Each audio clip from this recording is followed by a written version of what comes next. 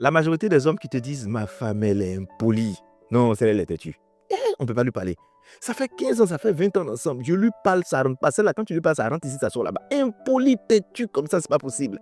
Très souvent, eux-mêmes, les sont plus têtus que les femmes. Ils sont plus impolis que les femmes.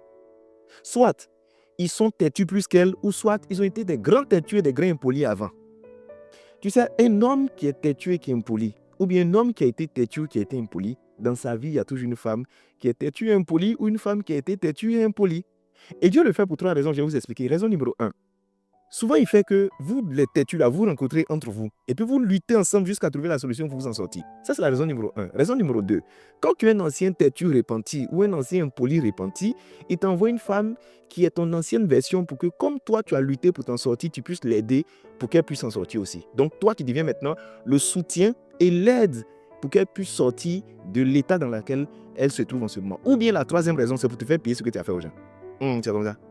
Quand souvent vous parlez du karma, vous pensez que c'est amusement. Quand tu fais des choses et puis tes parents te disent ce que tu es en train de me faire là, ils vont te faire aussi. Vous pensez que vous faites aussi là, ça vient d'où? Quand ce n'est pas ta femme, ce sont tes enfants. Hein. Ce que tu as fait aux gens, ils vont te faire aussi. Hein. C'est comme ça. Donc souvent, pour pouvoir te faire sentir ce que tu as fait sentir aux gens là, on t'envoie une femme qui est ta version ancienne pour que tu puisses vivre ça. Et si vous remarquez bien, ceux qui se plaignent en longueur de journée de l'autre là, souvent eux-mêmes ils sont pires. Ou bien eux-mêmes ils ont été pires. C'est comme ça la vie.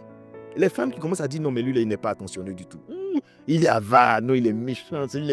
Elle-même n'a jamais donné quelque chose à quelqu'un. Elle n'a jamais été douce avec quelqu'un.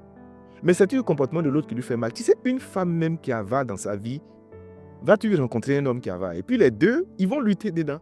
C'est comme ça la vie est. Vous savez, moi je pense que la meilleure manière de transformer quelqu'un, c'est de pouvoir lui présenter l'opposé de son défaut au quotidien.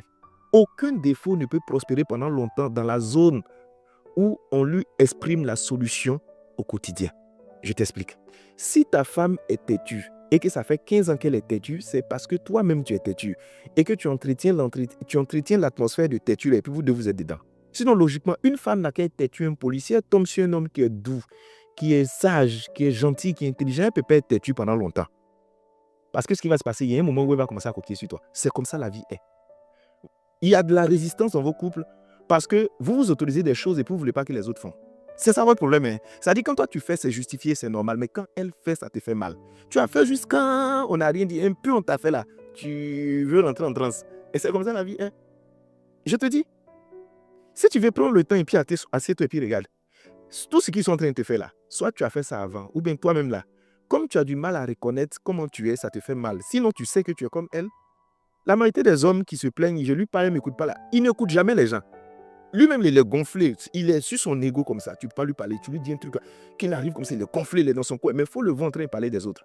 Non, mais ce n'est pas possible. Toi, quand on te parle, tu n'écoutes pas. Toi, mais quand on te parle, tu écoutes. Quand on te parle, est-ce que tu écoutes? Donc, je vous dis, hein, la manière de faire progresser quelqu'un, ce n'est pas en criant, c'est en montrant l'exemple. Tu sais, quand tu fais le contraire de ce que tu dis, tu énerves les gens. Et il y a beaucoup de personnes, ils sont experts en faire le contraire de ce qu'ils disent. Quand c'est pour dire aux autres, là, ils sont lucides, intelligents. Ils peuvent donner des conseils quand tu achètes des poules. Donc, tu sais, normalement, c'est comme ça on fait. Dans la vie, on fait comme ça. Lui-même, il faut le voir faire. Et quand lui, il finit de faire, il justifie. Non, non, mais en fait, c'est pas pareil. Non, moi, mon tour, c'était... Non, non, moi, en fait, les circonstances, là, il comprend français. Parce qu'il ne veut pas appliquer ce que lui-même dit aux gens. Si vous apprenez à appliquer ce que vous dites aux gens, vous allez voir que les gens vont vous suivre. L'exemplarité, c'est beau. Quand tu es patient et que tu montres l'exemple, tout le monde te suit. C'est ça, on dit être un leader. Un leader, c'est celui qui ne parle pas beaucoup. Il te montre comment on fait. Et puis, il est patient. Petit à petit, tu changes. Aucune femme dure, colérique, nerveuse ne peut tomber sur un homme doux, patient et puis rester la même pendant longtemps. Ce n'est pas possible. Il y a un moment, elle seule, elle s'assoit bien et se dit, ah, moi-même là, ce qu'il a fait là, c'est pas bien. Hein. Il a commencé à faire comme lui. C'est comme ça que ça se passe. Donc, sachez qu'aujourd'hui, la version que vous avez en face de vous là, soit c'est votre version personnelle ou bien c'est votre ancienne version. C'est comme ça la vie est. Et Dieu se débrouille pour mettre toujours ensemble. Hein? Peut-être que tu n'as pas analysé ça. Regarde bien. Toi, tu dis ton âme là, il est avare, il ne donne rien aux gens. Toi-même, tu lui donnes quoi? Et même pas ton homme, mais tu donnes quoi aux gens? La majorité des femmes qui se plaignent, elles sont les plus avares, calculatrices, les plus égoïstes, mais elles se plaignent toujours du comportement de l'autre. Ta propre famille, tu donnes à personne, tu ne donnes pas à tes enfants, tu donnes à personne. Toi, tu veux tout recevoir, mais tu te plains de quelqu'un qui est avare. Une femme qui donne, qui a bon cœur, un homme qui est avare ne peut pas rester pendant longtemps. Parce que si vous êtes resté pendant 10 ans, c'est qu'il y a un peu de toi en lui et puis il y a un peu de lui en toi. Les gens qui marchent ensemble, ils se ressemblent. Oui. Donc, vous êtes tous les deux mauvais, mais il y a un qui a du mal à reconnaître. Sinon, vous êtes pareil. Donc, si vous tombez aujourd'hui sur cette vidéo-là, avant de crier, elle est impolie, elle ne m'écoute pas, ça fait 15 ans, toi, mais assieds-toi et puis pose-toi la question. Est-ce que moi-même, quand on me parle, j'écoute? Ça, c'est un mea culpa, un seul. Te dire, est-ce que moi-même, là, je ne suis pas impoli un peu, ou bien je n'ai pas été impoli par le passé, et puis je suis en train de payer la note aujourd'hui. Avant de dire, mon homme, il est là, va, il ne s'occupe pas de moi. Les anniversaires passent, son anniversaire passé, tu l'as donné quoi?